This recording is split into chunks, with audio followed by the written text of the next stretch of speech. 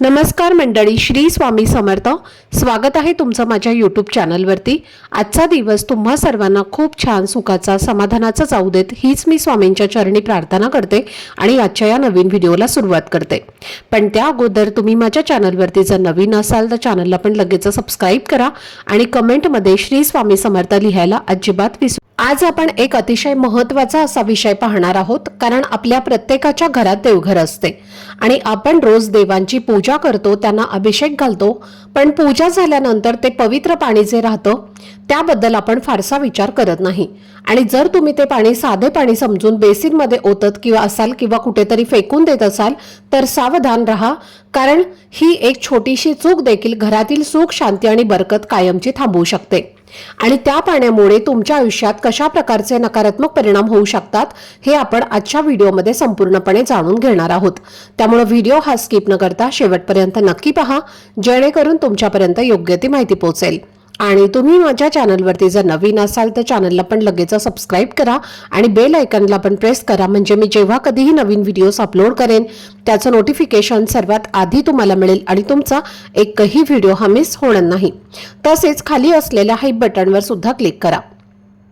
तर वास्तुशास्त्रानुसार आपल्या घरातील देवघर हे घराचे पॉवर हाऊस मानले जाते, कारण घरातील सर्व सकारात्मक ऊर्जा याच ठिकाणाहून प्रवाहित होते.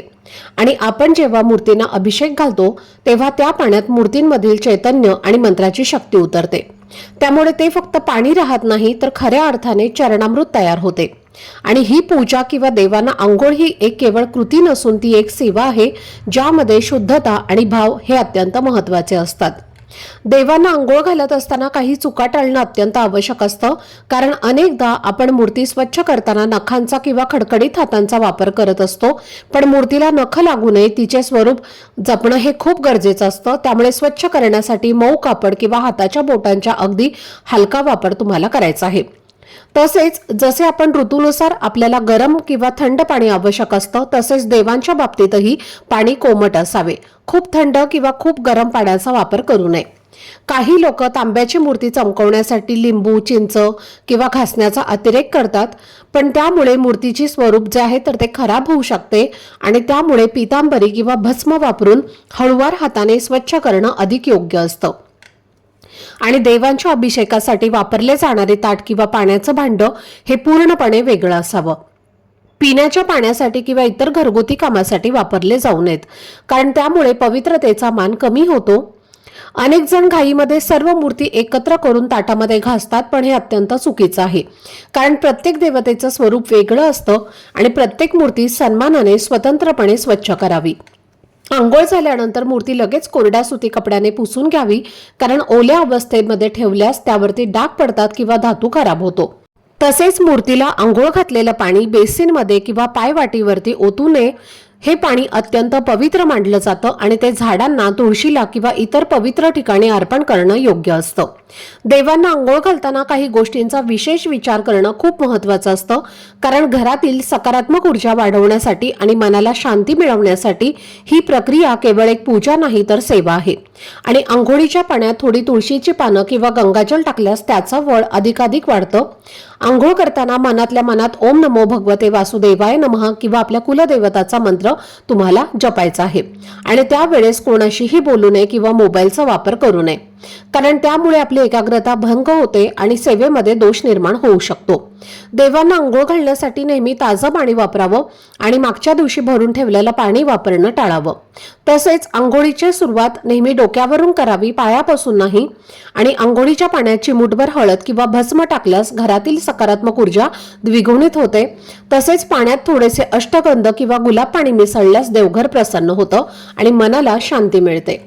मूर्ती पूजण्यासाठी नेहमी स्वतंत्र मऊ कपडा किंवा पंचा ठेवावा आणि मूर्ती पूर्णपणे कोरडी केल्यानंतरच त्यांना वस्त्र किंवा सुगंध लावायचा आहे, जेणेकरून मूर्ती वर्षानुवर्ष नव्यासारखी चमकत राहील. तसेच मूर्तींना आंघोळ घालण्यापूर्वी देवघरातील दिवा बाजूला ठेवावा आणि तो विझणार नाही याची काळजी घ्यावी. आंघोळीची योग्य पद्धत अशी आहे की आधी स्वतः स्वच्छ आंघोळ करून स्वच्छ वस्त्र परिधान करावीत. मनामध्ये प्रसन्न भाव ठेवावा. एक ताट तयार करावं, ज्यामध्ये शुद्ध पाणी, पंचामृत, पंचपात्र, कापड आणि सुगंधी द्रव्य जवळ ठेवावीत. मूर्ती हळुवारपणे त्या पात्रामध्ये ठेवायची आहे. घाई न करता प्रेम आणि आदराने पाणी घालावे आणि ओम नमो भगवते वासुदेवाय नमः किंवा आपल्या कुलदेवतेचा मंत्र जपावा. तसेच पुरुष सूक्त किंवा स्त्री सूक्त तुम्हाला जर येत असेल तर त्याचं सुद्धा तुम्ही पठण करू शकता. पंचामृताने आंघोळ केल्यानंतर मूर्ती पुन्हा शुद्ध पाण्याने धुवून कोरडी करायची आहे आणि नंतर शंखाचा नाद करावा. तसेच जुनी सुकलेली फुलं किंवा निर्माल्य सर्व बाजूला काढून नवीन फुले वापरावीत. एखाद्या ताटामध्ये सर्व मूर्ती एकत्र ठेवून आंघोळ घालणं टाळावं, कारण त्यामुळे एकमेकांचं पाणी मूर्तींवरती लागू नये आणि प्रत्येक देवतेला स्वतंत्रपणे आदराने आंघोळ घालणं गरजेचं आहे, जेणेकरून सेवा पूर्ण पवित्रतेने आणि सकारात्मक ऊर्जेने होईल. त्यानंतर आता सर्वात महत्त्वाचा व्हिडिओचा भाग म्हणजे ज्या घरामध्ये देवांना आंघोळ घातलेलं पाणी फेकून दिलं जातं त्यांनी पहा नेमकं तुमच्यासोबत काय घडत आहे.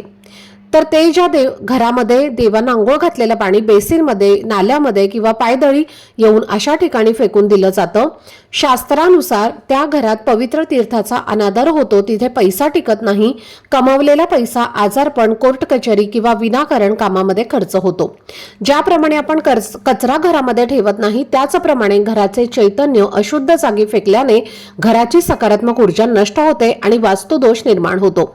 पवित्र पाण्याचा अपमान केल्याने घरातील सदस्यांमध्ये चिडचिड वाटते, मुलांची अभ्यासामध्ये प्रगती होत नाही, त्यांचा अभ्यासामध्ये लक्ष लागत नाही आणि घरात सतत कलह होतात. देवांच्या चरणांचा स्पर्श केलेलं पाणी हे पूर्वजांनाही प्रिय असते, त्यामुळे त्याचे विसर्जन चुकीच्या पद्धतीने केल्यास कुलदेवतेची कृपा कमी होते आणि कामात यश मिळत नाही.